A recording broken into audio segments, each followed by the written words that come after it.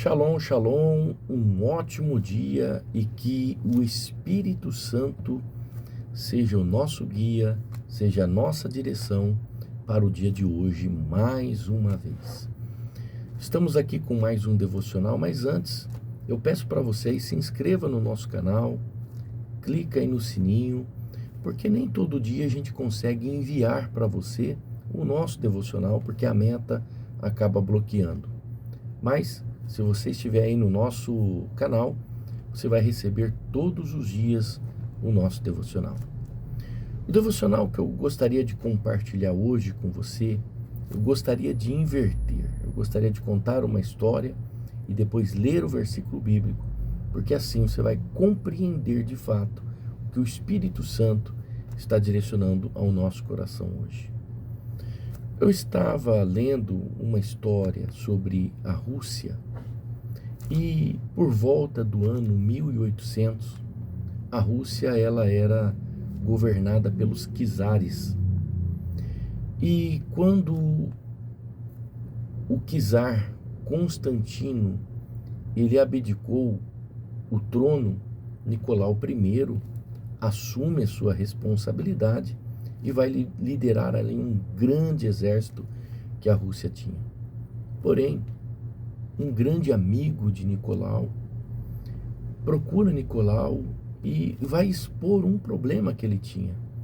Ele diz: olha, o meu filho, ele é o único filho que eu tenho uma responsabilidade muito grande com ele, mas ele não quer levar muito a vida a sério.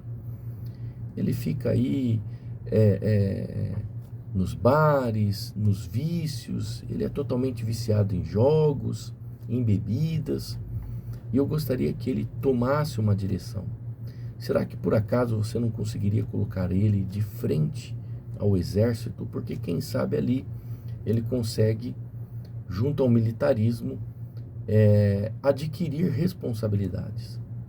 Nicolau abraçou o amigo e disse: claro, vamos fazer isso pelo seu filho.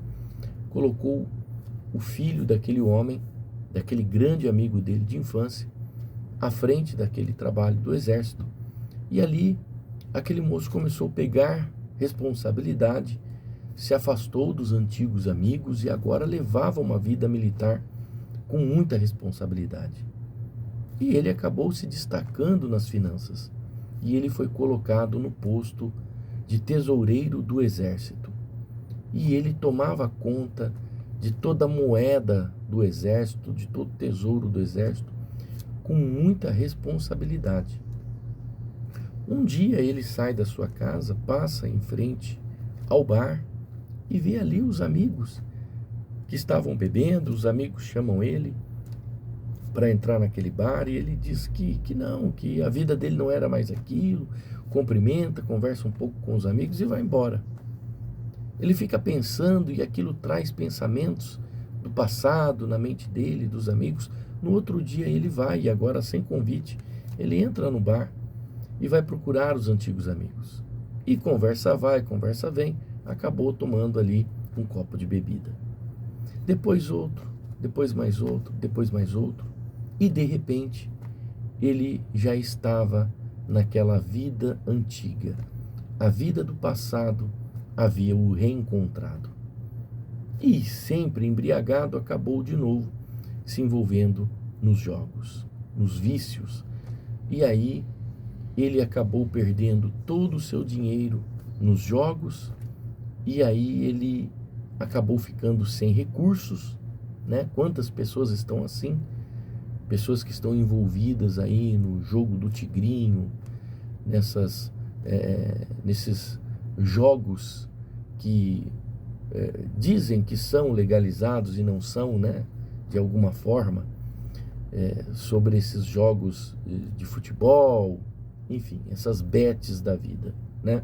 Que acabam aprisionando a pessoa no vício. Quantos estão assim? Aí aquele homem, ele pensou, né? Puxa, eu vou pegar o dinheiro do cofre do exército, vou pagar a minha dívida, vou recuperar o dinheiro, colocar o dinheiro no cofre e resolver o problema. Pois bem, ele foi, pegou uma moeda, no outro dia outra, no outro dia outra, e por assim foi. De repente, todos os cofres já estavam vazios. Ele tinha gastado todo o dinheiro do exército russo e agora estava sem nada. Com vergonha, com medo de uma punição severa de Nicolau, porque a Rússia sempre foi muito dura no seu tratamento. E aí ele ficou com muito medo por tudo que ele tinha feito. Então ele decidiu tirar a vida. Ele, de noite, se assentou na sua mesa da contabilidade, acendeu ali o seu lampião, pegou a sua arma, carregou com pólvora, colocou ali uma bolinha de ferro, que as armas naquela época eram assim. Uma munição apenas era o suficiente para que ele pudesse tirar a sua vida. Só que quando ele foi tirar a sua vida, ele decidiu então escrever uma carta para sua família. Pegou a pena, pegou a tinta e começou a escrever uma carta para sua casa, para sua família. Escreve uma, erra, amassa, escreve outra e por aí vai. De tanto escrever, ele acabou pegando no sono e dormiu. Só que naquela noite, Nicolau também não estava dormindo. E de longe, Nicolau viu que a luz estava acesa e pensou, puxa, que soldado dedicado, que funcionário dedicado que eu tenho. Vou lá fazer uma visita para ele, ele merece honras. Nicolau saiu da sua residência, foi até a residência daquele homem e ao entrar, Nicolau vê aquele homem dormindo sobre a mesa, com a arma carregada do lado, e Nicolau observou que os cofres estavam entreabertos e que não havia mais dinheiro. Nicolau pensou, esse homem está me roubando.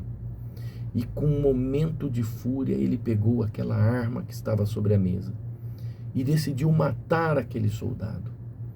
Só que quando ele pegou a arma, uma das folhas balançou e ele pegou e começou a ler. Aquela carta era um pedido de desculpa para sua família e também um pedido de desculpa para Nicolau. Nicolau leu frase por frase e no final ele dizia assim, a minha dívida é muito alta, é impagável. Quem poderá pagar essa dívida? E aí, naquele momento, Nicolau pegou a pena e escreveu, eu posso pagar a sua dívida. Nicolau I. Nós estávamos assim, endividados com o próprio Deus, por causa do nosso pecado. A criatura saiu do curso do Criador. Aborrecemos a Deus, entristecemos a Deus e havia uma cédula de pecado contra nós. Então, eu me deparei com esse texto bíblico. Vamos fazer a leitura desse texto? Acompanhe esse texto bíblico comigo.